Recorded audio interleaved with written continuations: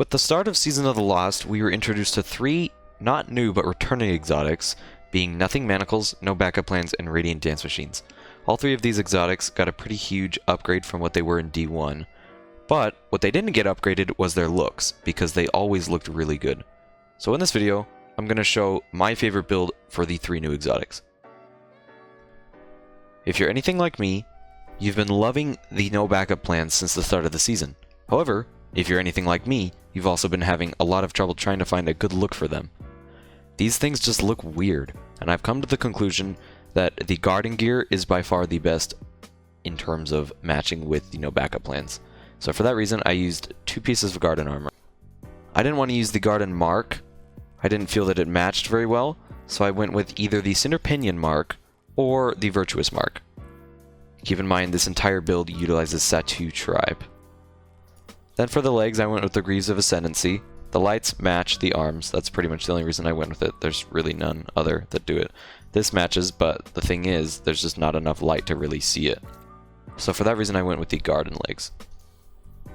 Then, for the chest piece, I went with the Plate of Transcendence. Again, with Satu Tribe.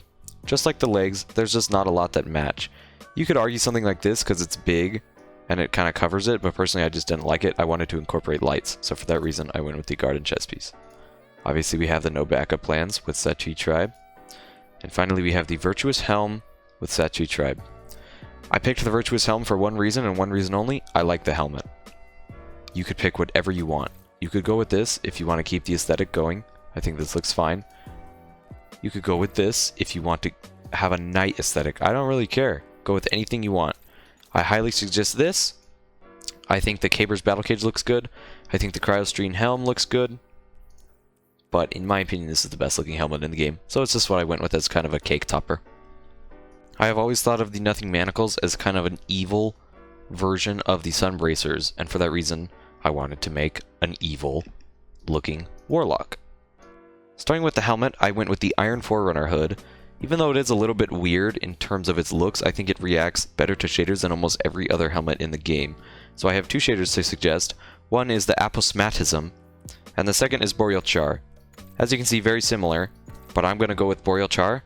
I like the look of it more. I think it looks a little more beat up, which is what I was going for this build. For Nothing Manacles, I did not put a shader on it. Although you could run a shader, I just thought it looked best in its silver form, as it matched very well with what I'm about to show with the chest piece. I went with the Scorned Baron robes with Amethyst Vial. I think this matches very well with both the spikes right here and the chains on the knuckles and what I'm about to go to, the legs. I went with the Boots of the Great Hunt with Amethyst Vial. Pretty simple, but I just think these boots look really good and they match really well with this chest piece. That's my whole thought process behind it. And finally, I went with the Illicit Invader Bond and Amethyst Vial. Please keep in mind I am on colorblind mode. So this is purple. This will not be purple for you. So if you're not on colorblind mode, I highly suggest you pick the Lightkin Bond. You will miss out on a little purple, but I think it matches extremely well. And it really lets the purple on the Nothing Manacles shine. When I saw the Radiant Dance Machines first get announced that they were returning, I immediately thought of a superhero build. I don't know why, but I did, and for that reason, that's what I tried to go with right here. That is also why I didn't utilize a cape, because in my opinion, when I think of it, I think of something like Spider-Man, not something like Superman. Starting off with the cloak, I went with the traditional cloakless build using the Couturier Mask, which I will show at the end, and the Legatus Cloak. Keep in mind, 4 pieces of armor. Use the Atmospheric Glow shader. One uses Basalt Toxic. Obviously we have Radiant Dance Machines. It's really not a big deal what shader you use, seeing as how you can't shade the lights. You could use Atmospheric Glow, you could use Gambit Jadestone. They both look fine. I used the Righteous Vest and Atmospheric Glow. I picked Righteous Vest because I thought it had a good balance between the dark green and the bright neon green. As you can see, I think it contrasts well with the black and green of the pants. Similarly, I went with the Righteous Grips as well with Atmospheric Glow. And finally, I went with the Couturier Mask with Basalt Toxic. The reason I'm not showing this in the transmog screen is because I think this angle in here looks a lot better, because in the transmog screen, these glasses look a little bit different than these, and I think in the normal screen right here, it looks a lot better. Thanks for watching, everybody. Which one is your favorite?